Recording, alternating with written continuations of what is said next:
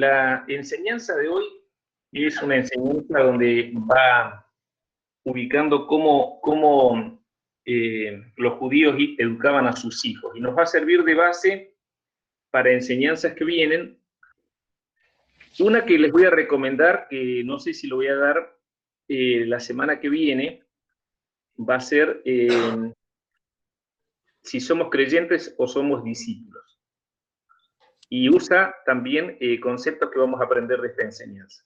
Pero esa enseñanza se las recomiendo, porque parece algo simple, pero nos va a llevar a analizarnos y lo difícil que por ahí es llamarnos discípulos, ¿no? Bueno, comienzo con esta, que se llama La crianza del niño judío.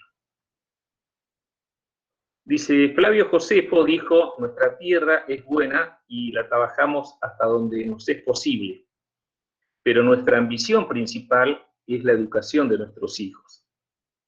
No antes de los 4 años, pero nunca después de los 6, se iniciaba el aprendizaje de las escrituras, de modo que al llegar a la edad de 12 años, el niño estaba habilitado para ser llamado hijo de la ley. ¿Con cuánta razón el apóstol Pablo podía decir de Timoteo, en 2 Timoteo 3:15, y que desde la niñez has sabido las sagradas escrituras, las cuales te pueden hacer sabio para la salud por la fe que es en Cristo Jesús? Por eso no es de extrañar encontrar a Jesús a la edad de 12 años en el templo discutiendo con los doctores de la ley. Ahora lo maravilloso del hecho se encuentra en que su sabiduría sobrepasó la de ellos. Lucas 2, versículos del 42 al 46, dice, y todos los que le oían se maravillaban de su inteligencia y de sus respuestas. El judío solía dar preferencia al rabí más que a su propio padre por 2 razones. Primero, puesto que éste le dio solo la vida física, hablando del padre. Y segundo, mientras que aquel le dio la vida eterna, el rabino. En cuanto a los métodos, dedicaron su atención al cultivo de la memoria, a la par que se incentivaba la comprensión de parte del alumno. Así las clases se ocupaban con discusiones y preguntas entre maestro y estudiante. Daniel 1:4 dice, muchachos en quienes no hubiese tacha alguna, de buen parecer, enseñados en toda sabiduría, sabios en ciencia y de buen entendimiento, e idóneos para estar en el palacio del rey, y que les enseñase las letras y la lengua de los caldeos. La lengua de Babilonia era el arameo. El programa académico de Babilonia debió haber incluido matemáticas, astronomía e historia, con una fuerte dosis de alquimia y magia. Estos jóvenes mostraron no solo capacidad, sino también disciplina. Este rasgo de su carácter, combinado con integridad, los ayudó mucho en aquella nueva cultura. Para los judíos del tiempo de Cristo, la educación giraba en torno a la religión, la ley, que es la Torá, y la Mishnah, que es la interpretación de la Torá. El primer libro que se estudiaba era el Levítico, por considerarlo de mayor importancia que los mismos libros de historia. También se estudiaba la historia, los valores éticos y la educación en general. En contraste con la educación griega, en que primaba el cuerpo, el deporte, la ciencia, el arte y la lengua. También se nota en Israel la influencia de las corrientes filosóficas predominantes en Roma, como era el estoicismo y el cinismo. Un ejemplo excelso de la educación judía en tiempos de Cristo fue Saulo, luego llamado Pablo.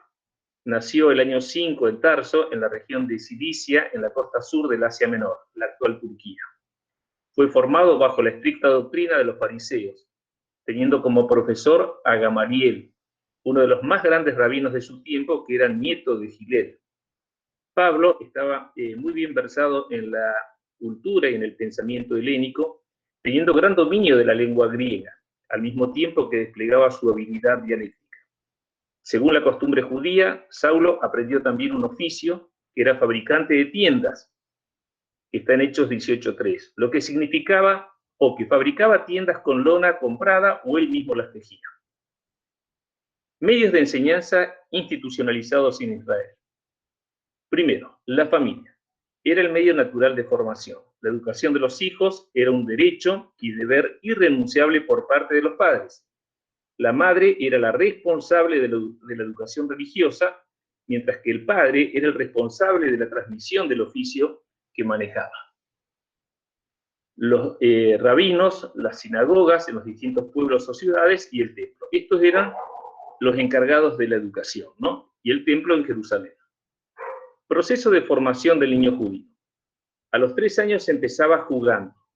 A los 5 iniciaban formalmente el aprendizaje para leer y escribir. A los 10 años empezaban a estudiar la Misná, y a los 18 en la sinagoga dirigida por un Hasán o Jajam, discípulo de un rabí, que normalmente era rabí, un maestro, se completaba lo que podríamos llamar la educación obligatoria. Las niñas no estudiaban la Torá ni en las escuelas ni en las sinagogas, eran formadas en el hogar familiar por su madre, la principal responsable. El joven, después de los 18 años, podía seguir estudiando y debía elegir un maestro, rabí y una escuela. Cada escuela tenía su propio sistema. Miren, esto, hermano, es muy importante porque era el alumno quien elegía al rabí, al maestro. Después, cuando veamos el tema de discípulos, vamos a ver que es al revés, ¿no? Se aprendía a través de discusiones y resolución de casos prácticos, con preguntas y respuestas. El asombro que produjo Jesús, adolescente de 12 años, rodeado de maestros y doctores de la ley, planteando preguntas y manteniendo un diálogo al más alto nivel, era debido al contenido de las cuestiones formuladas, pero también a su temprana edad.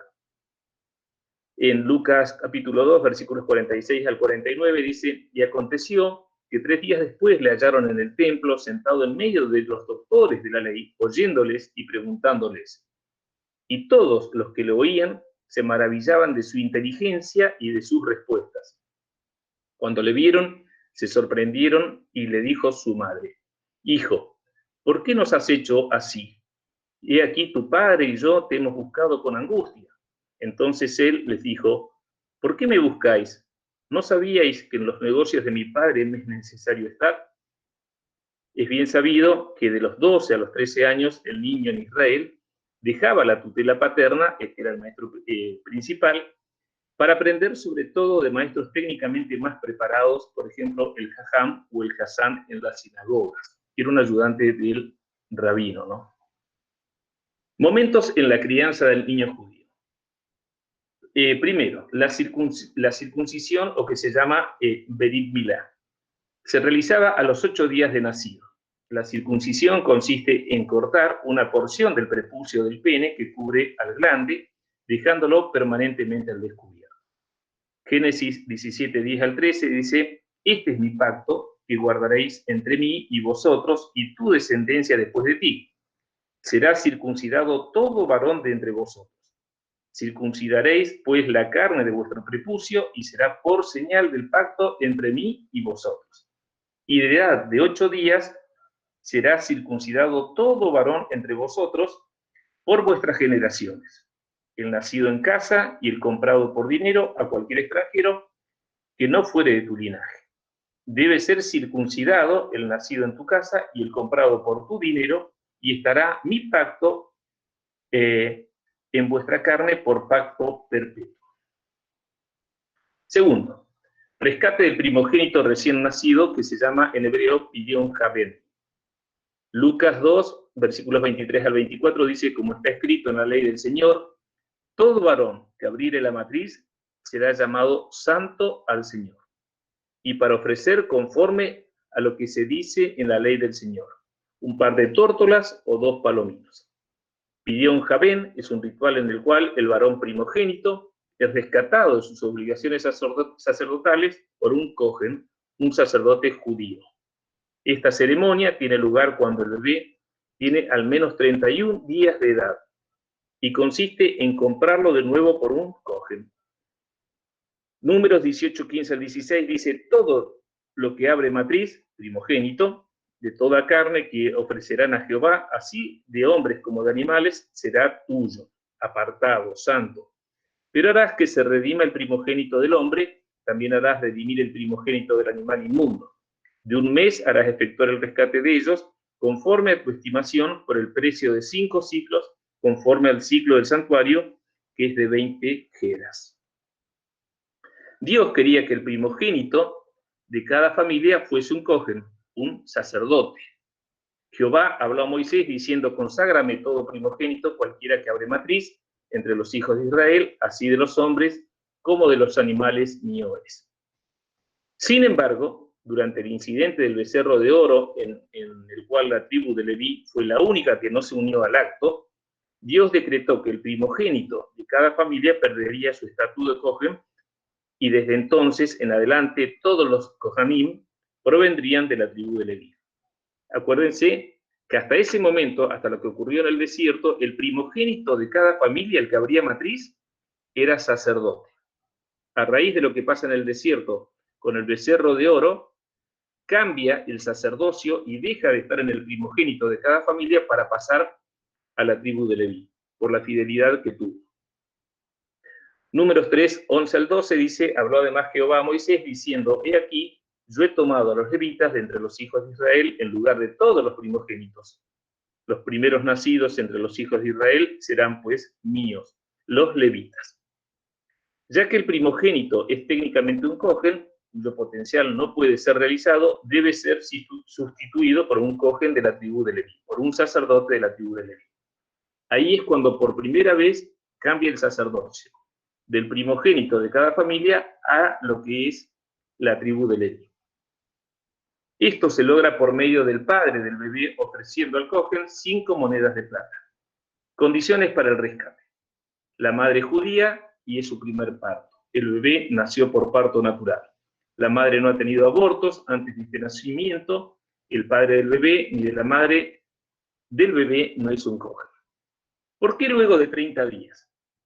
En tiempos remotos, el recién nacido era considerado en sus primeros 30 días como alguien cuya vida corría peligro. Pasados los 30 días, el riesgo quedaba superado y a partir de ese momento el bebé era igual a las demás personas.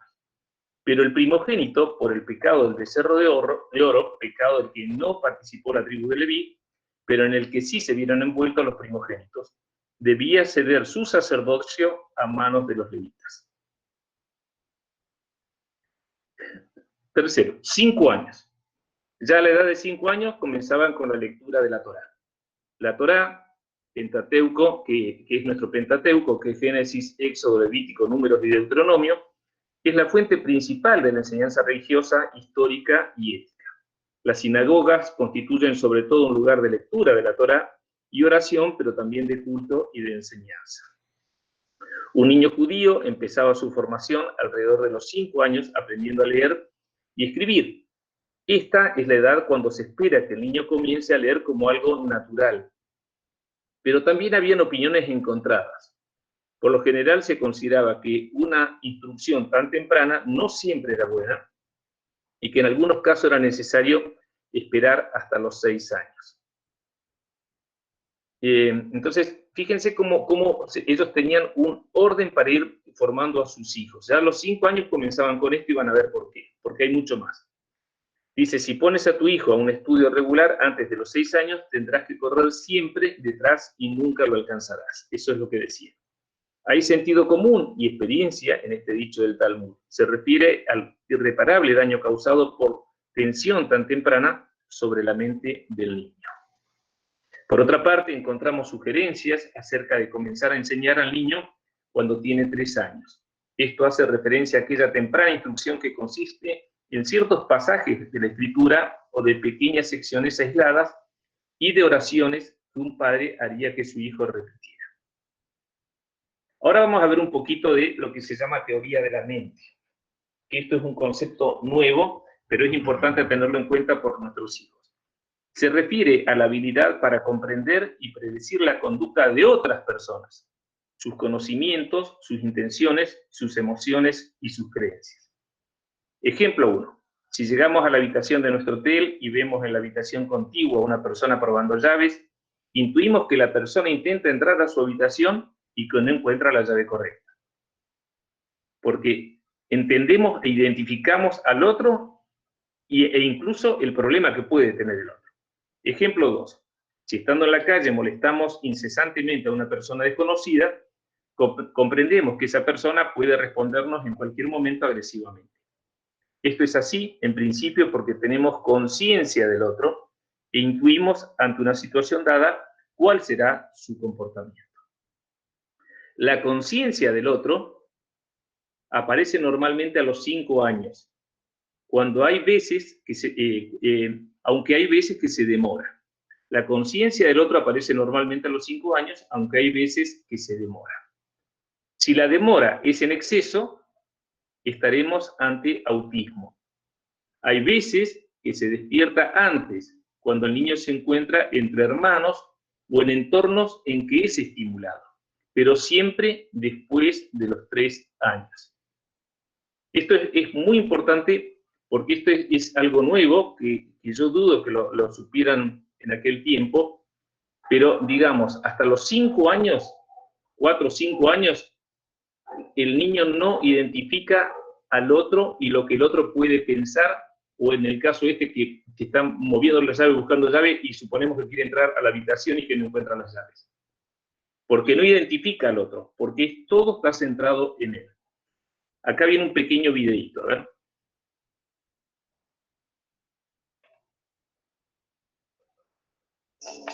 ¿Cómo juzgamos si lo que hizo otra persona está bien o mal? Para esto, no tomamos en cuenta solo las consecuencias, el resultado de lo que hizo, sino que además estimamos sus intenciones. ¿Es que quiso obrar de bien o es que quiso obrar de mal? Y para esto, necesariamente tenemos que meternos en la cabeza del otro. Tenemos que pensar como pensó.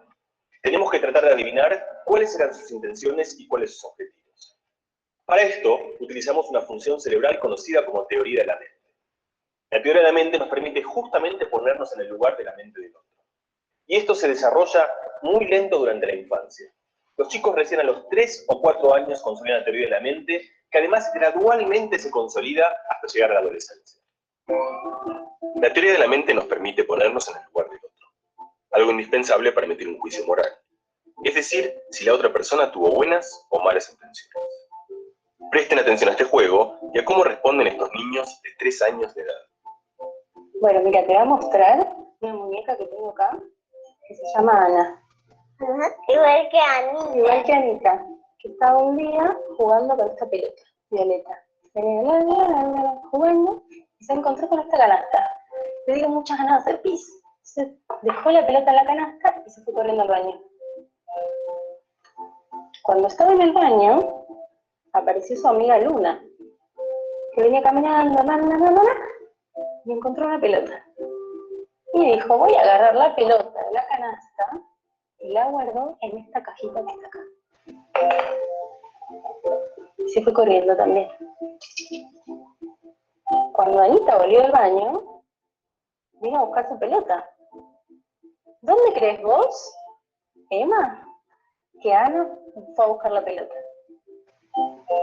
Decime. En la caja. ¿En la caja? ¿Allá? ¿Por qué? Ahora está en la pelota. ¿Por qué en la caja? Porque ella puso ahí. A ver, la voy a ir a buscar acá. ¿Por qué? Sucede que a los 3 años de edad, el cerebro humano aún no consolidó la capacidad de ponerse en el lugar del otro. Los chicos de esa edad no pueden entender que otras personas puedan tener un conocimiento distinto al de ellos. Un chico de 3 años cree que lo que él piensa o sabe es lo que todo el mundo piensa o sabe. Como ellos vieron que la pelota está en la caja, creen que Ana, la primera muñeca, va a buscar la pelota exactamente ahí. Y se sorprenden cuando la muñeca busca su pelota en la canasta. Repetimos este juego, pero ahora con chicos de 5 años de edad. Y cuando Anita volvió del baño, fue a buscar su pelota. Sí. ¿A dónde crees que la fue a buscar? ¿Por qué? Porque él la puso ahí y no sabía que la otra amiga la puso ahí. Acá. Ah, ¿y estaba acá? No, ¿Por qué? porque la cambió de lugar. ¿Y ella sabía? ¿Dónde crees que la fue a buscar, Anita? ¿La fue a buscar ahí? ¿Por qué? Porque ahí es donde la dijo. ¿Y la encontró? No está. ¿Vos dónde crees que la fue a buscar ella? En la canasta. ¿Por qué? Porque la había dejado en la canasta. ¿Y no está ahí? No. A ver. ¿No está? ¿Dónde estaba? En la caja. A ver, sí, está acá. Evidentemente, entre los 3 y los 5 años, la teoría de la mente se desarrolla y con ello cambian los juicios morales de los chicos. Empatizar, poder entender el punto de vista de otra persona, si las acciones de alguien fueron con buena o mala intención, resulta más difícil para los más pequeños. Bueno, ven qué interesante. Leo este pedacito que está acá arriba que dice: la conciencia del otro aparece normalmente a los 5 años, aunque hay veces que se demora. Si la demora es en exceso, estaremos ante autismo. Hay veces que se despierta antes cuando el niño se encuentra entre hermanos o en entornos en que es estimulado, pero siempre después de los 3 años. Continuamos. ¿Qué hacían el niño, la crianza del niño judío entre los 6 o 7 años, que era la instrucción escolar? Era la edad en que un padre hebreo estaba obligado legalmente a ocuparse de la instrucción escolar de su hijo. Josías fue rey a los 8 años. Eso está en 2 de Crónicas 34, versículo del 1 al 2. A los 16 años buscó servir a Dios. A los 20 años instituyó reformas religiosas y a los 26 años restauró el templo y la Pascua.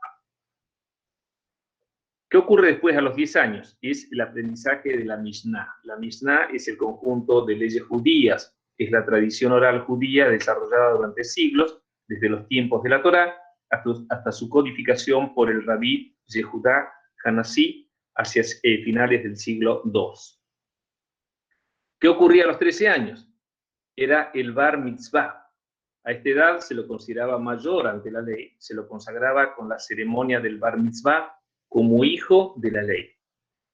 Dejaba así la tutela paterna al maestro principal para aprender de maestros técnicamente más preparados, el jajam o el hazán en las sinagogas. Se estima que Jeremías, cuando recibe el llamado de Dios, había dejado recientemente la niñez, aunque era mayor ante la ley para poder recibir el llamamiento. Esta, a los 13 años, es una edad bisagra, un quiebre entre la niñez y la adultez espiritual. De un lado tenemos la niñez espiritual, los padres deciden por él, y del otro lado la adultez espiritual, la toma de sus propias decisiones. Y esto es una edad, cuando es el bar mitzvah o cuando el niño a los 13 años se convierte en adulto ante la ley, lo que generalmente viene de tradición en la iglesia evangélica para el bautismo. Por eso es que se elige una edad en donde se lo considera con una maduración suficiente como para ya entender lo que es la palabra de Dios. Antes de eso, los padres deciden por él, pero después de esa edad, él comienza a decidir. Por eso es tan importante respetar la edad del bautismo de los niños que nosotros hacemos, o la edad del bautismo que nosotros comenzamos de los 12 a los 13 años, y no es conveniente antes, porque esto tiene una historia y algo que fue pensado y por años en la formación del niño judío. Un quiebre entre lo que un adulto, generalmente nuestros padres, deciden por nosotros y el pasado a la adultez espiritual, etapa en la cual soy yo quien decido sobre mi propia vida en lo referente a lo espiritual. Concepto de discípulo. La palabra griega para discípulo era matetes, pero para entender el concepto tenemos que ver la palabra judía talmid. Entre los judíos, el convertirse en talmid era un proceso gradual. Junto a la sinagoga, los rabinos tenían una escuela. En el primer nivel, Beit Sefer, los niños menores de 12 o 13 años aprendían a leer la Torá y a memorizar parte de ella. Luego, a los 13 años, la mayoría de los niños regresaban a sus hogares para aprender el oficio de sus padres. Otros, los menos, que querían aprender más de la Torá, continuaban su educación en el nivel superior, Beit Talmud, hasta los 15 años. Luego, de esta edad, aprendían el oficio de su padre. Había otros muchachos que querían continuar más allá de estos niveles para ser un talmidín, un discípulo, para lo cual le pedían a un rabino que se uniera a ellos. El rabino examinaba a cada solicitante y se tomaba un tiempo para estudiarlo. Si el rabino aceptaba, le diría: sígueme, conviértete en mi talmid, en mi discípulo. El estudiante abandonaba todo, familia, oficio, planes para su vida, y seguía el rabino por 2 o 4 años tratando de imitar a su maestro. Luego de este periodo, el rabino le decía a su talmid: eres como yo, ahora ve a ser tus propios discípulos. Acuérdense, en Mateo 10, capítulo 10, versículo 25, dice: bastaría al discípulo ser como su maestro y al siervo como su señor. En tiempos de Jesús, un talmid, un discípulo, era una combinación de entendimiento y semejanza. Aprender la palabra de Dios completamente y convertirse como el rabino. Para Jesús, lo importante era convertirse como el rabino. Luego, y solamente luego, sí vendría la educación. En Lucas 10, el capítulo 10, versículo 21, dice: en aquella misma hora Jesús se regocijó en el Espíritu y dijo: yo te alabo, oh Padre, Señor del cielo y de la tierra, porque escondiste estas cosas de los sabios y entendidos y las has revelado a los niños. Sí, Padre, porque así te agradó. Y en 1 Corintios 1:19 dice: pues está escrito, destruiré la sabiduría de los sabios y desecharé el entendimiento de los entendidos. De la misma manera, Jesús no fue a cualquiera de las aldeas galileas que funcionaban como incubadoras para los talmid, produciendo un gran número de discípulos. Él evitó lugares como sinagogas y escuelas rabínicas. En vez de eso, Jesús buscó por sus primeros 5 discípulos en Betesda, una aldea pescadora de unas 200 personas. Asombrosamente, en Betesda no tenía ni sinagoga, ni escuela rabínica, ni rabino. Aún así, este fue el lugar donde Jesús encontró a Andrés, Pedro, Juan, Santiago, y Jacobo y Felipe. Estos fueron escogidos con palabras sígueme, queriendo decir hazte como yo. Así que los discípulos de Jesús no tenían que estudiar, sino tenían que procurar con diligencia presentarse a Dios aprobado. Esto significa que tenían que convertirse como Dios, ser como Cristo. Todo el estudio de las Escrituras es en vano, idólatra y destructivo del espíritu, a menos que lleve a devoción del estudiante. Devoción es el sentimiento de profundo respeto y admiración, inspirado por la dignidad, la virtud o los méritos de una persona, una causa, etc. Las escuelas rabínicas producían escolares, pero la mayoría fallaban en producir escolares santos. Por eso, la mayoría se convirtieron en los más grandes enemigos de Jesús. Es más, lo mataron. La mayoría de las guerras religiosas fueron iniciadas por personas que eran estudiantes apasionados de las Escrituras que no eran como Cristo. Pablo predijo que la gente seguiría aprendiendo sin llegar al conocimiento de la verdad. 2 Timoteo 3:7. Siempre están aprendiendo y nunca pueden llegar al conocimiento de la verdad. Y esto significa el aprender sin internalizar la verdad. Jesús no buscó talmidim que calificaran, discípulos que calificaran. Él buscó a personas que sabían que no tenían las calificaciones correctas, pero tenían corazones dispuestos al cambio. En 1 Samuel 16:7 dice: porque Jehová no mira lo que mira el hombre, pues el hombre mira lo que está delante de sus ojos, pero Jehová mira el corazón. Él buscó a los ignorantes para asombrar a los sabios, a los débiles, los cualquiera, para quitarles el orgullo a los fuertes, para que nadie se gloríe en su presencia. Por esto Jesús molestó el sistema educacional rabínico y también su manera tradicional de reclutamiento. Usualmente el talmid, el discípulo, escogía a un rabino. Pero Jesús no dejó una decisión tan importante a mentes inmaduras. Él escogió a sus talmidim. Jesús escogió a sus discípulos. Por eso en Juan 15:16 dice: no me escogisteis a mí, sino que yo os escogí a vosotros. Por eso Pedro caminó sobre el agua. Su maestro lo estaba haciendo. Por lo tanto, sabía que si Jesús, su maestro, por el conocimiento que tenía de él, se lo pediría, él también estaría en condiciones de hacerlo. Jesús no le pediría algo que Pedro no estuviera en condiciones de hacer. Por eso Pedro caminó sobre el agua y se hundió, porque se centró en las circunstancias que, por cierto, eran intimidantes. Estaba en el medio del mar durante la 4ª vigilia de la noche, es decir, de 4 a 6 de la mañana, y con vientos adversos. ¿Qué pasaba a los 15 años? Estaba el estudio del Talmud. El Talmud se divide en 2 partes. La Mishnah, que es la Torá oral, la ley establecida para ser aplicada, la ley desplazada por el tribunal que no será aplicada. Digamos, era la parte oral. Y la Gemara, que es la interpretación, la explicación de la Mishnah.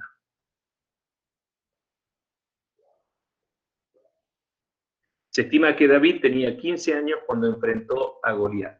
José tenía 17 años cuando fue vendido como esclavo a los mercaderes ismaelitas, que a su vez lo vendieron a Potifar.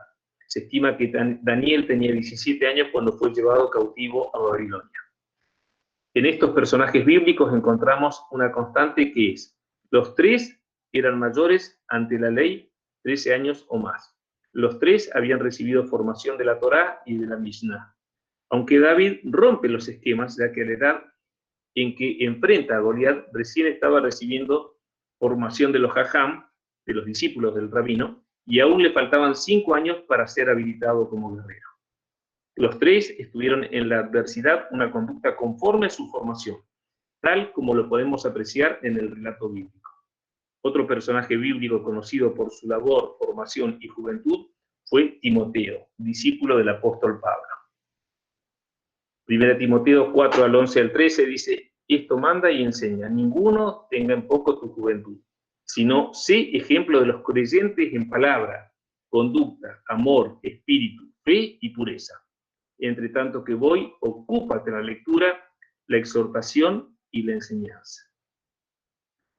Por eso es cuando nosotros miramos todo esto, por ejemplo, a mí me maravilla el profeta Daniel, lo que vivió, puede ser también José, con 17 años, tenían una formación que era impecable, ¿no? Y una formación muy centrada realmente en valores, y que partía en la casa. Y como dijimos, acuérdense que dijimos que la parte religiosa era responsabilidad de la madre, mientras que la transmisión del oficio era responsabilidad del padre. Digamos, en estos chicos que fueron arrancados de su hogar tan tempranamente, hay un gran trabajo de las madres acá. 18 años, apto para el matrimonio. A esta edad, el varón era considerado mayor para el matrimonio, apto para asumir la responsabilidad del matrimonio. Es llamativo encontrarnos que esta habilitación es anterior a la de convertirse en guerreros. Digamos, se podían casar antes, estaban habilitados para casarse antes de estar habilitados para ser guerreros. Esto es así por el conocimiento que tenían los judíos del despertar sexual, tanto del varón como de la mujer. Si bien actualmente podría parecernos prematuro, los judíos habían establecido esta edad para no alejarse mucho en el tiempo del despertar sexual de los jóvenes, como una forma de poner un freno a la tentación de caer en pecado por las relaciones prematrimoniales. Según la Universidad de Chile, cada vez se acorta más la brecha de inicio de la vida sexual entre hombres y mujeres. Este comienzo se debe a múltiples factores. El adelantamiento biológico, la menarquía se presenta cerca de los 12 años, el bombardeo de imágenes de erotismo con una visión orientada solo al placer, la escasa enseñanza e información sobre la sexualidad, la tendencia de los jóvenes a imitar aquello que es aprobado en su círculo. De hecho, según los últimos datos que se manejan en Chile, la primera vez se da entre los 16 y 17 años. Las cifras pertenecen a la cuarta encuesta nacional que realizó el Instituto Nacional de la Juventud en el año 2004. Eclesiastés 1.9 dice: ¿qué es lo que fue? Lo mismo que será. ¿Qué es lo que ha sido hecho? Lo mismo que se hará. Y nada hay nuevo debajo del sol.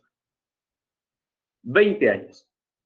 Recién a los 20 años estaban aptos para oficios y profesiones. Apto para la dedicación a la profesión, los negocios y la guerra. Jacob entró a Egipto con 75 personas. Moisés salió con alrededor de 2,5 millones de personas, de los cuales 600.000 eran hombres de 20 años para arriba. No se contaban mujeres, niños, jóvenes menores de 20 años y mayores de 50. Éxodo 12:37 dice: partieron los hijos de Israel de Ramesés a Sucot como 600.000 hombres de a pie, sin contar los niños. Es decir, estos 600.000 eran los que estaban aptos para oficios y para la guerra, los habilitados para la guerra, de 20 años para arriba. De 20 años arriba y todos los que pueden salir a la guerra en Israel. Los contaréis tú y Aarón por sus ejércitos. 30 años. A la edad de 30 años estaban aptos para la administración. Es la etapa del vigor pleno, mayoría de edad en el varón para heredar, para administrar responsablemente los bienes que sus padres le heredaban. Los levitas que cargaban las partes del tabernáculo y transportaban los utensilios en sus hombros tenían de 30 años en adelante. El ministerio de Jesús se inicia a los 30 años, cuando están habilitados o capacitados para manejar los negocios del Padre. José tenía 30 años cuando inició su formación como regente del imperio egipcio.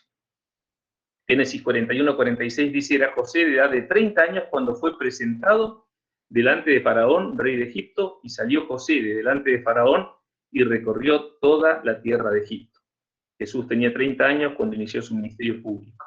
Lucas 3:23 dice: Jesús mismo, al comenzar su ministerio, era como de 30 años, hijo, según se creía, de José, hijo de Dios. 40 años es la madurez de razón. 50 años, apto para aconsejar. 60 años, comienzo de la ancianidad. 70 años, edad gris. 80 años, ancianidad avanzada. 80 años tenía Moisés cuando tuvo el encuentro con Jehová en la zarza ardiente. 80 años tenía cuando se erigió el líder del éxodo hebreo. 85 años tenía Caleb cuando, liderando un grupo de jóvenes, conquista el monte Horeb, habitado por gigantes anaseos, cumpliendo así la promesa que Dios le había hecho 45 años atrás.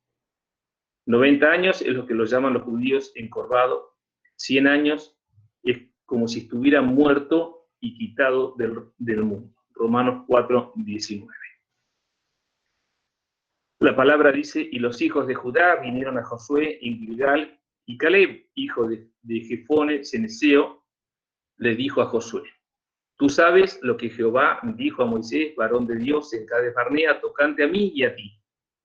Yo era de edad como de 40 años cuando Moisés, siervo de Jehová, me envió a Cades Barnea a reconocer la tierra, y yo le traje noticias como lo sentía en mi corazón. Y mis hermanos, los que habían subido conmigo, hicieron desfallecer el corazón del pueblo. Pero yo cumplí, siguiendo a Jehová mi Dios. Entonces Moisés juró diciendo: ciertamente la tierra que oyó tu pie será para ti, y para tus hijos en herencia perpetua, por cuanto cumpliste siguiendo a Jehová mi Dios. Ahora bien, Jehová me ha hecho vivir, como él dijo, estos 45 años, desde el tiempo que Jehová habló estas palabras a Moisés, cuando Israel andaba por el desierto, y ahora, he aquí, hoy, soy de edad de 85 años. Esto le está diciendo Caleb a Josué. Todavía estoy tan fuerte como el día que Moisés me envió. ¿Cuál era mi fuerza entonces? Tal es ahora mi fuerza para la guerra y para salir y para entrar. Dame pues ahora este monte, el monte que le había prometido Moisés que le daría, el monte Horeb por su fidelidad, del cual habló Jehová aquel día, porque tú oíste en aquel día que los anaseos están allí y que hay ciudades grandes y fortificadas. Quizá Jehová estará conmigo y los echaré como Jehová ha dicho. Josué entonces le bendijo y dio a Caleb, hijo de Jefone, a Hebrón por heredad. Por tanto, Hebrón vino a ser heredad de Caleb, hijo de Jefone ceneseo, hasta hoy, por cuanto había seguido cumplidamente a Jehová, Dios de Israel. Es hermoso esto. Una escena en Gilgal. La escena ocurre en Gilgal, en plena tierra prometida. Allí se entrevistan dos gigantes espirituales de la antigüedad, Caleb y Josué. La cita ha despertado gran expectación. Es fácil imaginarse el silencio y la admiración de todos los testigos, tanto de los que rodean a Josué como de los que acompañan a Caleb, los hijos de Judá. El relato bíblico no registra palabra alguna de Josué. Es Caleb quien toma la palabra. Ellos se conocen de mucho tiempo. Estuvieron en Egipto en su juventud, eran parte del pueblo esclavo. Fueron testigos presenciales de las 10 plagas y vivieron toda la gloria del Éxodo. Ellos también participaron de todas las desgracias del peregrinaje de 40 años por el desierto. Allí vieron caer uno por uno a los que habían pecado contra Dios. De todos los mayores de 20 años que salieron de Egipto, ellos eran los únicos sobrevivientes. Para la congregación de Israel en aquellos días, Josué y Caleb eran sin duda dos héroes vivientes. El episodio de Cades Barnea. La primera alusión que hace Caleb es a la palabra de Jehová dicha en Cades Barnea. Como sabemos, el episodio de Cades Barnea fue fatal para Israel. Allí estaban en la posición perfecta para tomar posesión. No darían rodeo alguno. Todo estaba perfectamente establecido. Sin embargo, el informe de los 10 espías hizo desfallecer el corazón del pueblo. Ellos temieron en gran manera, desconfiaron del poder y la fidelidad de aquel que los había librado de Egipto, que los había guardado y alimentado en el desierto, y se hundieron en la desesperación.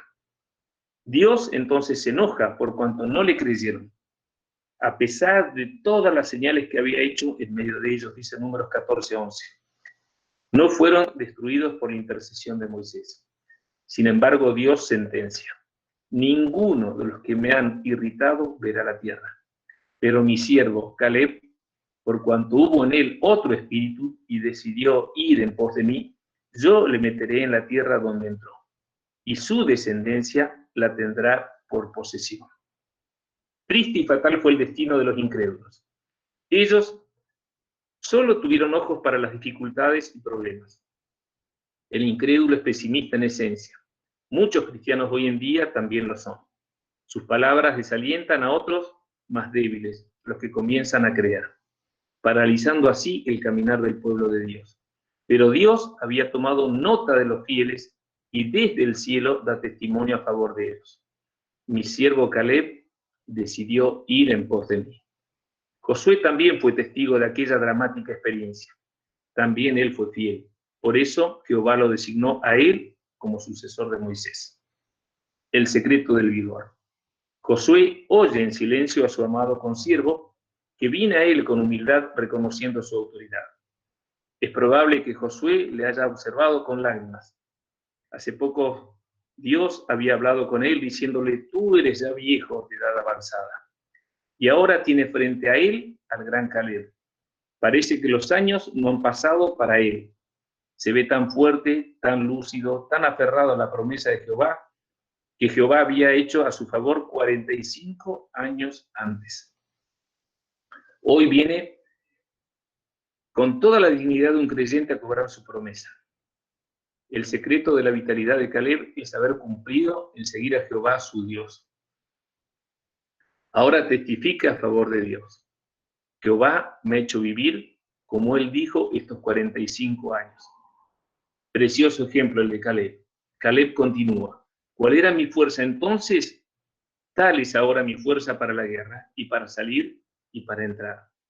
Esto tiene aplicación para los creyentes de hoy. No hay razón para irse debilitando con el paso del tiempo.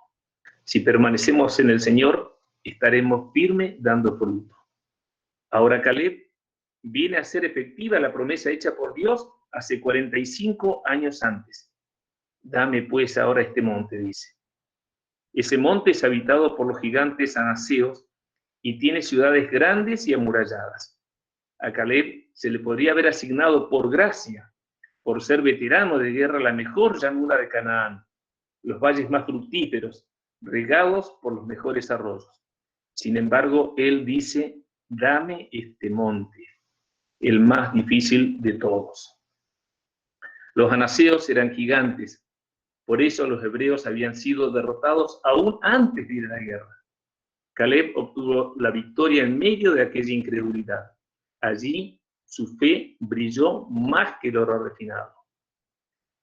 La palabra dice: no seáis rebeldes contra Jehová, les había dicho, ni temáis al pueblo de esta tierra, los gigantes, porque nosotros los comeremos como pan. Su amparo se ha apartado de ellos, y con nosotros está Jehová. No los temáis. Y antes también había dicho: si Jehová se agradare de nosotros, él nos llevará a esta tierra y nos la entregará. Al pedir este monte, el nombre del Señor sería santificado y glorificado, pues quedaría consignado para todas las generaciones futuras la veracidad de sus promesas, porque Jehová no es hombre para que mienta. Caleb tomaría aquella misma ciudad cuyos habitantes habían atemorizado tanto a sus incrédulos hermanos. Este monte representa aquella dificultad más grande, la valla más alta, el problema que parece imposible de solucionar. Dame precisamente este monte. Constituye un gran desafío para todo creyente, para que eche mano a todos los recursos del cielo, a Dios mismo. Caleb echó a los gigantes Anaseo y poseyó Hebrón. Cerca de esta ciudad estaba la cueva de Macpela, donde Abraham sepultó a Sara. Luego que obtuvo Hebrón, la entregó a los levitas para que fuera una ciudad de refugio a donde pudiera huir el culpable y no muriera. Hebrón vino a ser una ciudad para aquellos que no tenían herencia en la tierra, porque el sacerdocio de Jehová es la heredad de ellos. Lo que obtuvo de Jehová lo entregó a Jehová. Esto mismo hizo Ana cuando recibió a Samuel como respuesta a su oración. Esto es el Evangelio. Este es el espíritu de la cruz de Cristo. Esto es lo que hará también el Señor Jesucristo cuando haya suprimido todo dominio y entregará el reino a Dios, el Padre. Cuando usted lucha, busca solo su victoria, su propio bien. Antes bien, busquemos la gloria de nuestro Dios en todo cuanto emprendemos. Oremos por conquistar ese monte y luego ofrezcamos toda la gloria a Dios. La palabra en Isaías 40:30 dice: los muchachos se fatigan y se cansan, los jóvenes flaquean y caen, pero los que esperan a Jehová tendrán nuevas fuerzas. Levantarán alas como las águilas, correrán y no se cansarán, caminarán y no se fatigarán.